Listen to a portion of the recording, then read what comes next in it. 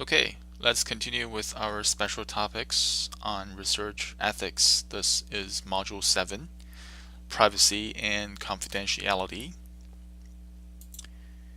As we said earlier in this series of modules, one of the major risks of conducting research is the breach of participants' privacy or the unintended disclosure of confidential data. So in this module, we're going to talk about what is privacy and what is confidentiality and how they're related to each other as well as how they differ from each other. Privacy and confidentiality are so important that a criterion for IRB approval, recall previously we said that IRB stands for Institutional Review Board. So any university employee, such as professors, as well as graduate students, as well as undergraduate students, so whoever that is affiliated with the university, if that person would like to do any kind of research with human subjects, the person must submit an application to IRB for IRB's approval to conduct that study.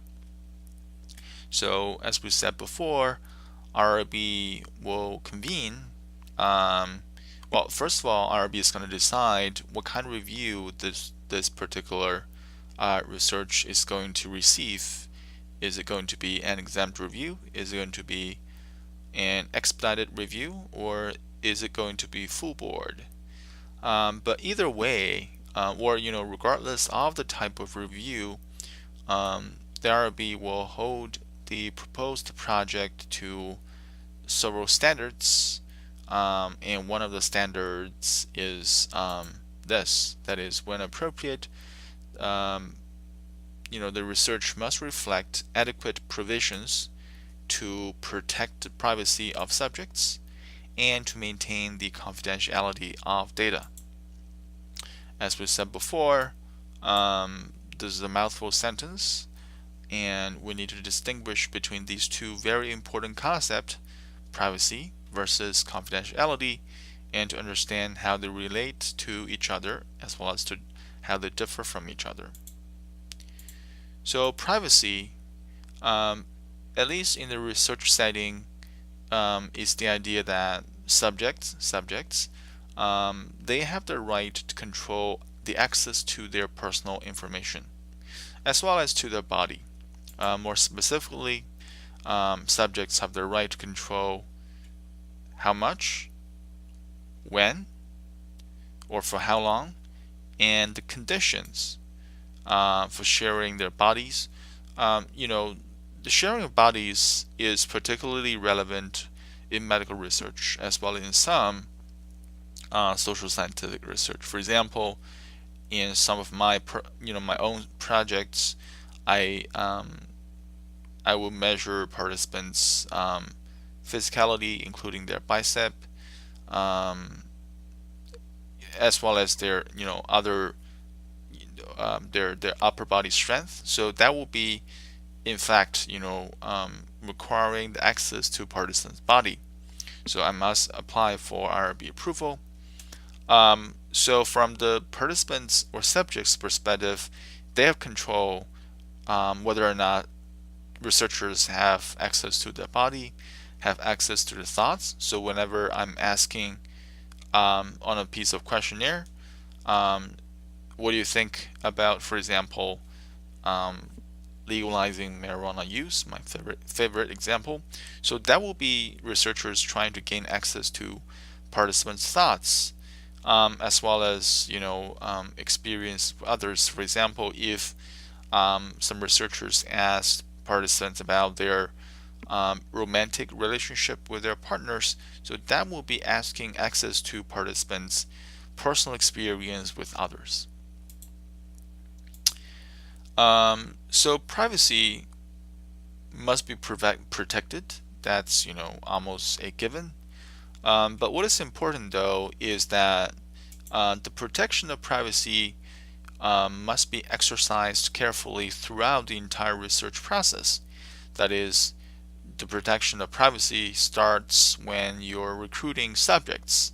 You, in other words, should not, as a researcher, should not disclose subjects' names and other information to the general public, right? Ideally, no other subjects know the existence of some other subjects. Um, Participants' privacy must be protected during the consent process. That is, you should not tamper with participants' thoughts. You should not physically coerce them. You should not create exceptionally favorable or create exceptionally harsh environment in which you have the participant to give consent. You must provide a neutral environment, in other words, for participant to give their informed consent. Lastly, of course, privacy must be protected during or in research activities. Usually, this is achieved by, you know, saying to participants, and actually doing that, not just saying, but you have to let participants know that first of all, the researcher does not collect any personally identifying information, but in many cases, researchers will also ask very explicitly that participants they do not supply any personally identifying information when they're answering all the questions.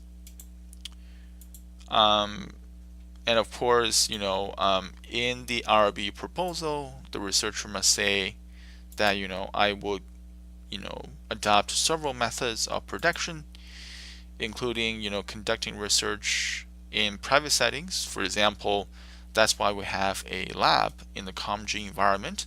That is actually to provide a more or less secluded environment for participants to participate in research. Also, IRB would like to see the researchers to to ensure that they will collect data only when participants know that there are being the subjects in a study and they provide consent. On the other hand, confidentiality refers to the agreements between researchers and subjects, and those agreements are made through the consent process. So what are the agreements about? The agreements are about whether researchers will protect information that subjects provide and how researchers will protect those pieces of information that subjects provide. So more specifically, the agreement may include what are the plans for the retention of identifiers associated with data. As we said before, sometimes it is almost necessary for researchers to include certain identifiers to link up, for example, the data collected at different stages of experiment. A classic example or typical example is that a study consists of two parts. First part is a survey study where participants just circle numbers. The second part, though, is to have participants to measure participants' physical features. For example, their bicep circumference. So later on, researchers will need to connect these two pieces of information. So if that's the case, then identifier must be used for the linkage. So if that's the case, the researchers must be very clear about, in the consent form and in the IRB proposal, how they're going to retain those identifiers, which might lead to the identification of subjects by other people. The agreement must also include methods of safeguarding data. For example, whether or not the data are going to be encrypted, whether or not the data are going to be stored in a password protected computer, or whether or not the data questionnaires, or at least paper questionnaires, are going to be shredded after a certain amount of time, usually 5 years after publication. So the issue of confidentiality really happens after data collection. So if no data are collected, or before data collected, because the researchers are not in possession of any information provided by the subjects, so there will be no issue of confidentiality. So the issue of confidentiality is only relevant after data collected, and really it is the researcher's responsibility to ensure that no confidentiality is breached. So then how are privacy and confidentiality different from each other? Really, privacy is something that researchers must ensure prior and during data collection.